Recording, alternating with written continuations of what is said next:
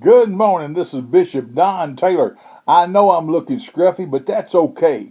Because it's a Wednesday morning. Everything's okay.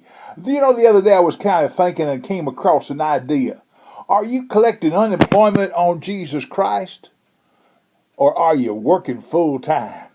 We got a whole lot of people nowadays just kind of sitting back and seeing if everything's going to be all right or what's going to happen.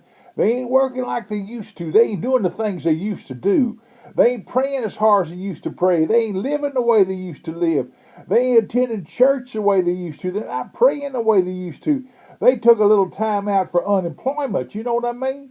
I'll tell you what, I can't do that. Why? Because I know Jesus Christ is near.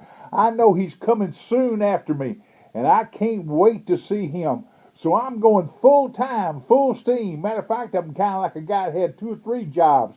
I'm going as hard as I can go. I hope this gave you something to think about. Let's get off of unemployment. Let's keep right on working. Let's tarry till He comes. Let's try to get as many as we possibly can into the gates of heaven.